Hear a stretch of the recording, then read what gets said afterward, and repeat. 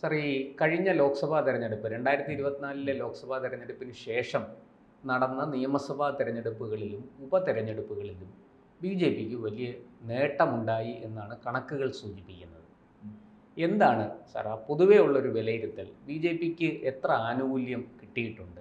ഈ ലോക്സഭാ തെരഞ്ഞെടുപ്പിൽ ഏറ്റ പരാജയത്തെ വിലയിരുത്തി പഠിച്ച് പിഴവുകൾ പരിഹരിച്ചാണോ ബി ജെ പി മുന്നോട്ട് പോയിക്കൊണ്ടിരിക്കുന്നത്? എന്താണ് ഇക്കാര്യത്തിൽ അങ്ങേക്ക് പറയാനുള്ളത്? ഇതിനകത്ത് ഈ 2024 ലോക്സഭാ തെരഞ്ഞെടുപ്പിലേക്ക് പോകുമ്പോൾ അത് തന്നെ ആദ്യം പറയണം. ഈ പ്രതിപക്ഷ കക്ഷികളെല്ലാവരും കൂടെ ആദ്യം ഒന്നിച്ചു. ഇന്ത്യ മുന്നണി അത് തമ്മിൽ തല്ലും തലോടലും ഒക്കെ ആയിട്ട് അവസാനം അവർ ഒന്നിച്ചു. അതങ്ങനെ ഒന്നിച്ചപ്പോൾ ഈ ബി ജെ പി ഒന്നുകൂടെ ആവേശത്തോടു കൂടി നിന്നു. 400 കടക്കും എന്നുള്ള ഒരു പ്രതീക്ഷ മുമ്പോട്ട് വെച്ചു. അങ്ങനെ ഒരു മുദ്രാവാക്യം തന്നെ അവർ ഉയർത്തുകയും ചെയ്തു. അത് മോദിയെ മുന്നിൽ നിർത്തിക്കൊണ്ട് തന്നെയാണ് അത് ഉപയോഗിച്ചത്. ഇത് 3ാം തവണയും അധികാരത്തിൽ വൻ ഭൂരിപക്ഷത്തിൽ വരും എന്നുള്ളതിൻ്റെ ഒരു സൂചകമായിട്ട് ഉപയോഗിച്ചതാണ്. പക്ഷേ ഇന്ത്യ മുന്നണി സഖ്യം രൂപീകൃതമായി കഴിഞ്ഞപ്പോൾ എവിടെയോ പ്രതിപക്ഷം കരുതി ഇത് നമുക്ക് 3ാം തവണ മോദിയെ അധികാരത്തിലെത്തിക്കാതെ ഭരണം പിടിക്കാം എന്നുള്ള ഒരു ചെറിയ കണക്കുകൂട്ടലും ഉണ്ടായി എന്നുള്ളതാണ്.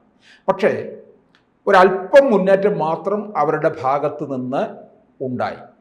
ആ ഇന്ത്യ മുന്നണി സഖ്യം പിന്നീട് തളരുകയും ചെയ്തു.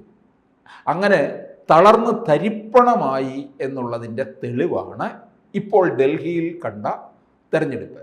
ഇനി 2024 ലോക്സഭാ തെരഞ്ഞെടുപ്പ് കഴിഞ്ഞ് പിന്നാലെ വന്ന നിയമസഭാ തെരഞ്ഞെടുപ്പ് നോക്കിക്കേ.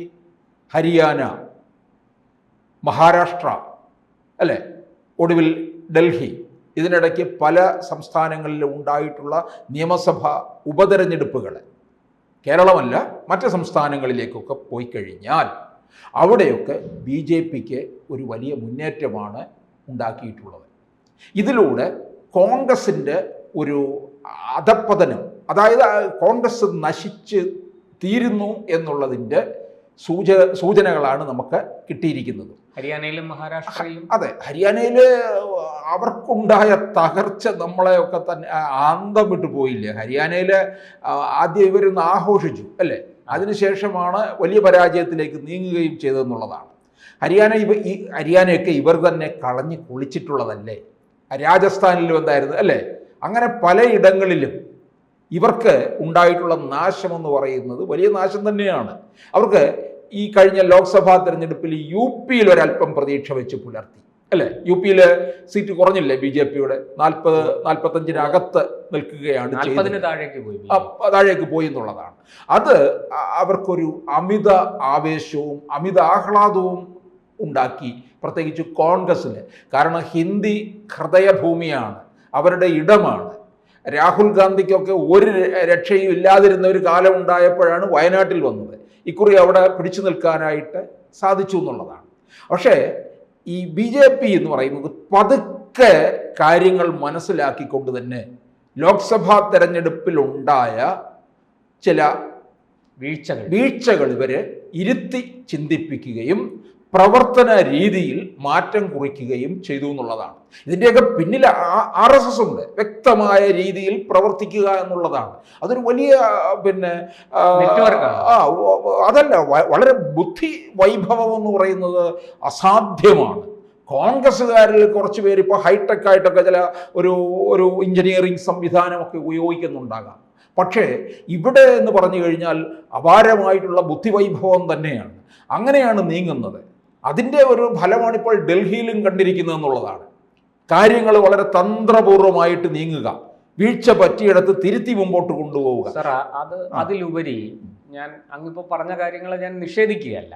എന്നാലും എൻ്റെ ചോദ്യം, ഒരു സോഷ്യൽ എഞ്ചിനീയറിംഗ് വളരെ കൃത്യമായി മണ്ഡലത്തിൻ്റെ സ്വഭാവം മനസ്സിലാക്കി ജാതി മത വർഗ വർണ്ണ ആ പരിഗണനകൾ നൽകിക്കൊണ്ട് കൃത്യമായൊരു സ്ഥാനാർത്ഥിയെ പ്ലേസ് ചെയ്യാൻ BJPക്ക് സാധിക്കുന്നു, അത് കോൺഗ്രസ്സിന് സാധിക്കുന്നില്ല എന്നല്ലേ ഹരിയാന തെരഞ്ഞെടുപ്പ് ഫലവും മഹാരാഷ്ട്ര തെരഞ്ഞെടുപ്പ് ഫലവും നമ്മളെ പഠിപ്പിക്കുന്നത്? അതെ, കോൺഗ്രസിന് അത്തരത്തിലുള്ള കാര്യങ്ങളിലൊക്കെ അവർക്ക് പലപ്പോഴും വിഭിന്ന അഭിപ്രായങ്ങളുണ്ട് കോൺഗ്രസിനകത്ത് തന്നെ. അതിന് ഏറ്റവും ഉദാഹരണമായിട്ട് നമ്മൾ കേരളത്തിലെ കാര്യം തന്നെ നോക്കിയാൽ അറിയാമല്ലോ കോൺഗ്രസിന്റെ സ്ഥിതി. മഹാരാഷ്ട്രയിൽ കോൺഗ്രസിന് പറ്റിയത് എന്താണ്? തകർന്നടിയല്ലേ ചെയ്തിട്ടുള്ളത്. അങ്ങ് പറഞ്ഞത് ശരിയാണ്. ഈ ഭരണവിരുദ്ധ വികാരത്തെ വേണ്ട വിധത്തിൽ മുതലെടുക്കാൻ കോൺഗ്രസിന് പറ്റുന്നില്ല. അതാണ് നമ്മൾ പല സ്ഥലത്തും കണ്ടത്. ആ ഒരു സോഷ്യൽ എഞ്ചിനീയറിംഗിൽ കോൺഗ്രസ് പരാജയപ്പെട്ടു. കോൺഗ്രസിന് ഒരു കാര്യം നമ്മൾ മനസ്സിലാക്കണം, BJPയും കോൺഗ്രസും തമ്മിൽ വോട്ടിംഗ് ശതമാനത്തിൽ വലിയ വ്യത്യാസം വരുന്നില്ല. BJPക്ക് കിട്ടുന്നതിനോട് അടുത്ത് തന്നെ വോട്ട്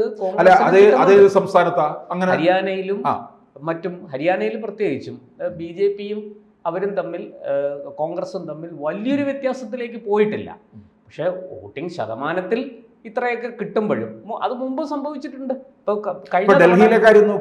കഴിഞ്ഞ തവണ ഡൽഹിയിൽ BJPയും ആപ്പും തമ്മിൽ വോട്ടിംഗ് ശതമാനത്തിൽ വലിയ ദൂരമില്ല, പക്ഷേ ആപ്പാണ് ജയിച്ചത്. കോൺഗ്രസിന്റെ ഡൽഹിയിലെ വോട്ടിംഗ് അതിപ്പോഴും സാർ ഡൽഹിയിൽ അവർ വലിയ തകർച്ചയാണ് നേരിട്ടത്, അത് സത്യമാണ്. അത് കഴിഞ്ഞ 3 ടേമുകളായിട്ട് 2013 മുതൽ 13 മാറ്റി നിർത്തും, 15 മുതൽ, ഞാൻ 13 മുതൽ എന്ന് പറഞ്ഞെങ്കിലും രൂപീകൃതമായ 13 തന്നെ ആപ്പിന് 28 സീറ്റ് കിട്ടി. ഇവർക്ക് 8 സീറ്റേ കിട്ടിയുള്ളൂ കോൺഗ്രസിന്. BJPക്ക് അന്ന് 34 സീറ്റുണ്ട്. കേവല ഭൂരിപക്ഷത്തിന് 2 സീറ്റുകളെ കുറവുണ്ടായിരുന്നുള്ളൂ. അപ്പോഴാണ് കോൺഗ്രസിന്റെ പിന്തുണയോടുകൂടി ആപ്പ് 49 ദിവസം ഭരിച്ചത്. അതവിടെ നിൽക്കട്ടെ.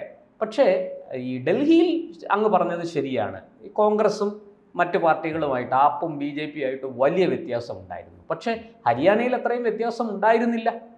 ഹരിയാനയിൽ ഈ പറയുന്നത് പോലെ വോട്ടിംഗ് ശതമാനം ഏതാണ്ട് കോൺഗ്രസിന്റെ ഒരു അടിത്തറ, അവരൊരു വിജയത്തോട് അടുത്തു എന്ന് വിചാരിച്ച് വലിയ ആഹ്ലാദം, അതെ എല്ലാവരും കരുതി കേവല ഭൂരിപക്ഷത്തിന് അടുത്തെങ്കിലും എത്തും എന്ന് കരുതി. പക്ഷെ അതുണ്ടായില്ല. അവസാന നിമിഷം BJP ലാസ്റ്റ് റൗണ്ടിൽ BJP ഫിനിഷ് ചെയ്യുകയായിരുന്നു. BJPക്ക് അത്യാവശ്യം ഭൂരിപക്ഷവും കിട്ടി. പക്ഷേ നമ്മൾ മനസ്സിലാക്കേണ്ട കാര്യം, ഇപ്പോഴും കോൺഗ്രസിന് ഒരു നിശ്ചിത ശതമാനം വോട്ട് രാജ്യത്തുണ്ട്. ഡൽഹിയിലൊക്കെ അത് അവിടെ നിൽക്കട്ടെ, അത് മാറ്റി നിർത്താം നമുക്ക്. അവിടെ ഇപ്പോൾ ആപ്പ് സമ്പൂർണ്ണമായിട്ടും തകർന്നു കഴിഞ്ഞാൽ പകരം കോൺഗ്രസ് ആയിരിക്കും ആ സ്ഥാനം. ഇതിനകത്തൊക്കെ അത് ക്രമേണ കുറഞ്ഞു വരുന്നു എന്നുള്ളതാണ് കാണുന്നത്. ഇപ്പൊ നോക്കിക്കോ, കേരളത്തിലെ സ്ഥിതി നോക്കിക്കോ. കേരളത്തിൽ കോൺഗ്രസിന് CPM കഴിഞ്ഞാൽ കോൺഗ്രസിന്റെ വോട്ട് വിഹിതം നമുക്കറിയാവുന്നതല്ലേ. പക്ഷെ അവിടേക്കൊക്കെ BJP ഇങ്ങോട്ട് കയറി വരികയാണ്, ആ സ്പേസ് പിടിക്കുകയാണ്. അപ്പോൾ വോട്ട് മാറുകയല്ലേ ചെയ്യുന്നത്. ഇപ്പോൾ ഈ ഈഴവ വോട്ടുകൾ എങ്ങോട്ടേക്ക് പോയി എന്ന് CPM ചോദിക്കുന്നുണ്ട്. അതെ, CPMനും അതേ വെല്ലുവിളി നേരിടുകയല്ലേ. CPM വെല്ലുവിളി നേരിടുന്നുണ്ട്. കോൺഗ്രസ് നേരിടുന്നത് പോലെ തന്നെ BJPയിൽ നിന്ന് CPMും അത്തരം ഒരു വെല്ലുവിളി ആണ് നമ്മൾ ത്രിപുരയിലും ബംഗാളിലും കണ്ടത്. ഇനി ഈ BJPയുടെ കൊടുങ്കാറ്റ് വീശാൻ പോകുന്നത് ബംഗാളിലാണ്. അവിടെ ഇവിടെ കേജ്രിവാള് ആം ആദ്മിയെ വീഴ്ത്തുന്നതിന് ഉപരി കേജ്രിവാളിനെ വീഴ്ത്തുക എന്നുള്ളതായിരുന്നു. അവിടെ തൃണമൂൽ കോൺഗ്രസിനെ വീഴ്ത്തുക എന്നുള്ളതിനപ്പുറം മമതയെ വീഴ്ത്തുക എന്നുള്ളതാണ്. അതൊരു സ്ട്രാറ്റജിയാണ്. തൃണമൂൽ കോൺഗ്രസ് എന്ന് പറഞ്ഞാൽ മമത തന്നെയാണ്, ആം ആദ്മി എന്ന് പറഞ്ഞാൽ കേജ്രിവാളാണ്. അവിടെ ഇനി മമതയെ വീഴ്ത്തുക എന്നുള്ളതാണ്. മമത വലിയ വെല്ലുവിളിയുമായിട്ട് നിൽക്കുകയാണല്ലോ BJPയുടെ നേരെ വിരൽ ഉയർത്തിക്കൊണ്ട്. സാർ BJPയുടെ കാര്യത്തിലും അങ്ങനെയാണല്ലോ. BJP എന്നാൽ മോദി എന്നാണ്. മോദിയെ വീഴ്ത്തിയാൽ BJPയെ വീഴ്ത്തി. BJP എന്നാൽ മോദി എന്നുള്ളത് അങ്ങനെ RSS ഒന്നും സമ്മതിച്ചു കൊടുക്കത്തില്ല കേട്ടോ. അതുകൊണ്ടാണ് ഈ 400 എന്ന സംഖ്യ പിടിക്കണമെന്ന് പറഞ്ഞപ്പോഴും അവിടെ ചില കാര്യങ്ങൾ അതിര് വിട്ടു പോകുന്നു എന്ന് മനസ്സിലായി കഴിഞ്ഞപ്പോൾ ഒരു കൊട്ടു കൊടുത്തത്. പക്ഷെ വീണ്ടും ഒരു മോദി പ്രഭാവത്തിലേക്ക് കാര്യങ്ങൾ മാറുന്നു. ഡൽഹിയിൽ ആം ആദ്മിയുടെ പരാജയത്തിൽ വിജയശ്രീലാളിതനായിട്ട് വരുന്നത് എല്ലാ വാർത്താമാധ്യമങ്ങളും കാണിക്കുന്നത് നരേന്ദ്രമോദിയെയാണ്. അപ്പോൾ എന്തായാലും രാജ്യത്തൊരു BJP കൊടുങ്കാറ്റ് വീണ്ടും ഉണ്ടായി, മോദി തരംഗം വീണ്ടും ഉണ്ടാകും, അടിക്കാൻ തുടങ്ങിയിരിക്കുന്നു. ഉണ്ട്.